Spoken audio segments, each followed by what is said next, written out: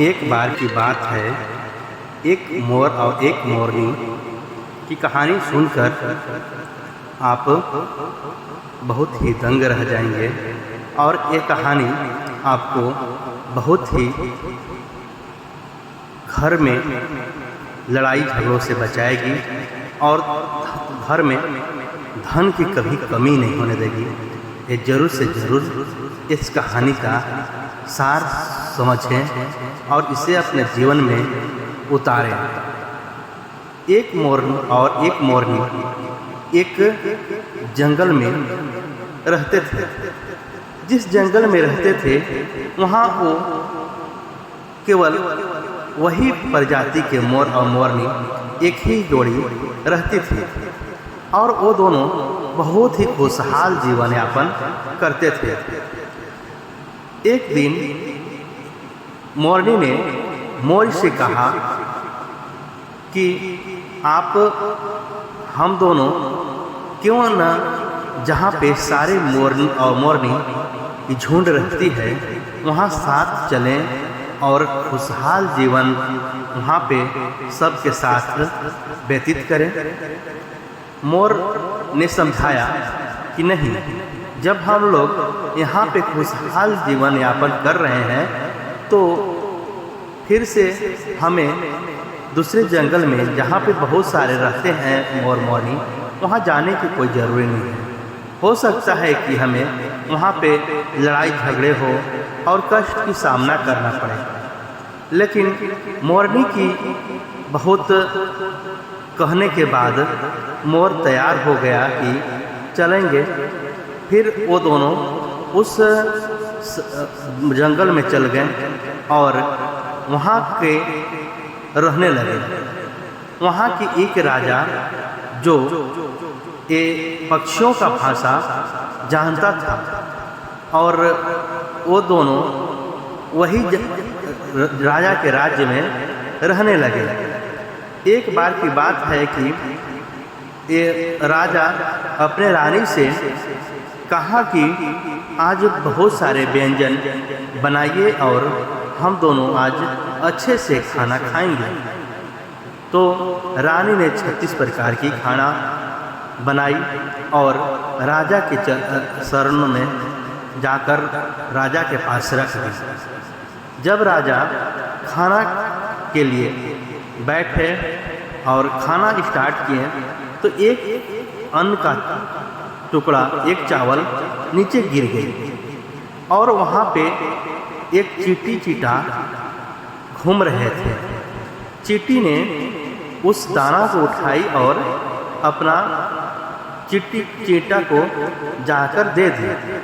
चींटा ने बोला कि ये दाना यहाँ पे हम रख लेते हैं और आप जाइए एक और दाना वहाँ से लेकर आइए। तो वो दोनों अपने में बहस करने लगे कि अगर राजा देख लिया हमें दाना लाते हुए तो हमें मार देगी और अगर वो मार देगी तो तुम अकेले ही रह जाओगे। उसी दौरान वो चींटी ने चींटा को बोला कि अगर राजा मारता है तुम्हें तो वो पत्थर का बन जाएगा। और ये सब राजा कहानी सुनकर दंग रह गया, क्योंकि राजा पक्षियों के भाषा, पक्षी की भाषा का अध्ययन किया हुआ था और वो सभी भाषा जानता था। वो पक्षी के सभी भाषा को जानता था और उससे अपना मजाक उड़ाता था और मज़ा करता था। तो एक रानी अपना किचन से आई और देखी कि राजा हंस रहे हैं। तो राजा से वो पूछने लगी कि क्या खाना खराब है कि आप हंस रहे हैं। तो राजा उसमें से बोले कि नहीं, खाना खराब नहीं है, बस ऐसे ही हमें हंसी आ रही है और हम हंस रहे हैं। फिर राजा ने बोला कि आप अपना काम कीजिए और खाना बहुत ही स्वादिष्ट है, कोई प्रॉब्लम नहीं है, आप आराम से रहिए, हम खाना खा रहे हैं और बहुत ही स्वादिष्ट व्यंजन बना हुआ है और ये हम बहुत आनंदपूर्वक खा रहे हैं। लेकिन रानी की इतना जिद कर दी कि राजा ने उसको बताने के लिए बोला कि अगर हम बता देंगे तो आप बहुत पछताओगे और उसका भरपाई नहीं हो पाएगी। तब रानी ने बोली कि आप कैसे बात करते हैं, अभी आप बोल रहे थे कि कोई बात नहीं है, स्वादिष्ट भोजन है, और आप फिर बोल रहे हैं कि ये आपका बताने के बाद आप पछताओगे। तो फिर रानी जिद पे उतर जाती है और बोलने लगती है कि नहीं बताइए। राजा सोचता है कि अगर नहीं बताते हैं तो पति पत्नी में लड़ाई हो जाएगी और फिर से अच्छा नहीं रहेगा। तो राजा बोलते हैं कि हम बताएंगे लेकिन जंगल में जाना पड़ेगा। रानी तैयार हो जाती है और दोनों जंगल में जाते हैं। जंगल में जाकर वो चींटी के बात बताने लगते हैं। जैसे ही चींटी के बाद आधा बताते हैं वैसे ही आधा शरीर राजा का मिट्टी का पत्थर का हो जाता है। तो तब भी राजा बोलते हैं कि मेरा शरीर पत्थर का होते जा रहा है और हम फिर से जिंदा नहीं हो सकते हैं, आप बहुत पछताओगे, इसलिए आप इतना पे ही समझ जाओ। तो फिर रानी नहीं मानती है कि थोड़ा सा और बचा ही हुआ है, आप बता ही दीजिए। फिर राजा ने पूरी बात बताते हैं और राजा पत्थर का पूर्णतः हो जाते हैं। इस प्रकार रानी पूरा उनको हिलाती डुलाती है, लेकिन पत्थर कहाँ हिलने डुलने वाला है। पत्थर तो स्थिर हो गया और इतना विशाल काय के शरीर का राजा थे कि उतना बड़ा पत्थर एक रानी से कहाँ हिलती डुलती। फिर वो सब बात मोर मोरनी सुन रहे थे। मोर मोरनी को दया आ गई और मोर मोरनी ने मोर से कहे कि चलिए पूछते हैं कि क्या बात है, इतना क्यों रो रही है। फिर मोर मोरनी ने वहाँ पे गए और पूछने लगे कि रानी क्या बात है कि आप इतना व्याकुल हैं और रो रहे हैं। वो बोली कि अगर हम बताएंगे तो पत्थर का हो जाएंगे, इसलिए हम नहीं बता सकते। तो मोर मोरनी इतना व्याकुलता से इतना रोने लगे, तड़पने लगे कि उन्हें देख वो सभी दोनों मोर मोरनी इतना बोलने के बावजूद वो रानी बताने की तैयार हो गई। फिर रानी ने वही दोहराती और आधा दोहराने के बाद बोली कि हम पत्थर के हो जा रहे हैं, अगर पूरा कहानी सुनाएंगे तो हम फिर पूरा पत्थर का हो जाएंगे। तब मोर मोरनी और विनती करने लगे कि आप पूरा कहानी हमें सुनाइए। इसने मोर रानी ने पूरा कहानी सुनाई और वो भी पत्थर का हो गई। तब मोर मोरनी बहुत ही टेंशन में आ गए और सोचने लगे कि अगर ये कहानी हम किसी को भी सुनाते हैं तो हम भी पत्थर का हो जाएंगे।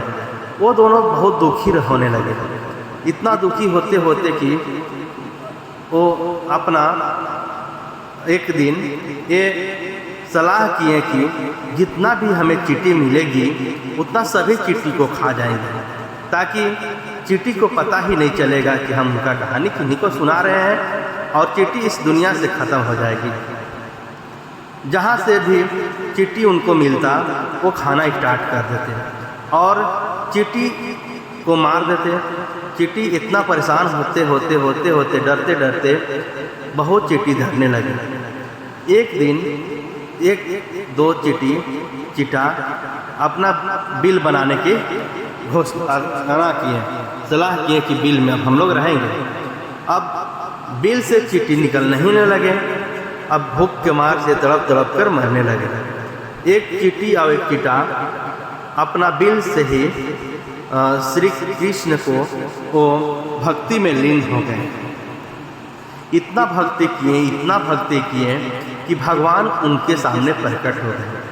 प्रकट होने के बाद वो पूछे चिट्टी से, दोनों से पूछे कि क्या बात है कि तुम लोग हम इतना तपस्या में लीन हो, इतना भूख सह कर अखंड आप लोग दोनों हमें तपस्या कर रहे हैं। आप दोनों का तपस्या से हम बहुत ही प्रसन्न हैं। आप हमें ये बताइए कि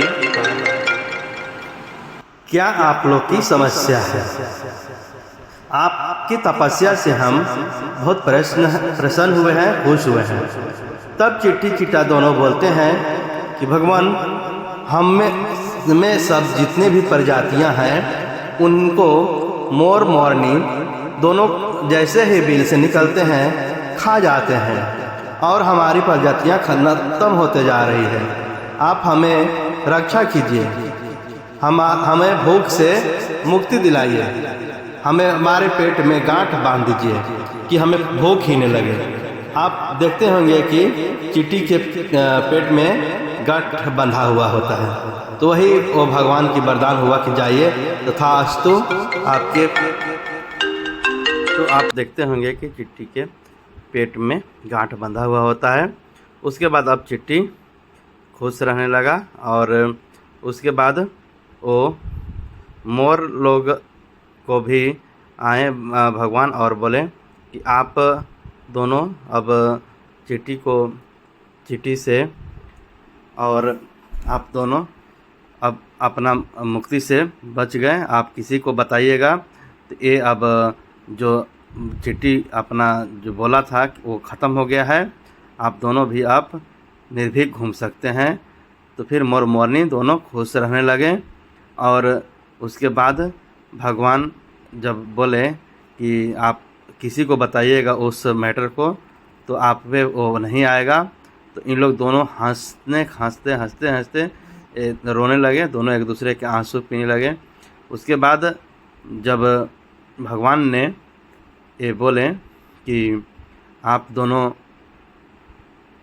जब भी हम धरती पर आएंगे तो आपका पंख जो है वो अपना सर में लगाएंगे और आपका गुणगान होगा। धन्यवाद। आप देखते होंगे कि घर में इनके पंख को लगाया जाता है, लक्ष्मी जी की वास होती है। और श्री कृष्ण भगवान अपना मुकुट में मयूर पंख लगाए हुए होते हैं। और इससे क्या होती है कि जैसे आप इस कहानी से ही शिक्षा मिलती है कि आप जहाँ पे भी हैं, जैसे हैं, खुश रहिए और आगे बढ़ने के लिए प्रयत्न करते रहिए। ये नहीं कि वो कहाँ खुश है तो वहाँ जाने से हमें भी खुशी मिल जाएगी, ऐसी नहीं होती है। आप अपना काम अपने तरीक़ा से कीजिए और जहाँ हैं वहाँ खुश रहने का प्रयत्न कीजिए। और किसी को भी किसी के दबाव में या फिर आप किसी की खुशी देख के उसके रास्ते पर मत चलिए, अपना रास्ता बनाइए। इस प्रकार एक कहानी से ही शिक्षा मिलती है। धन्यवाद।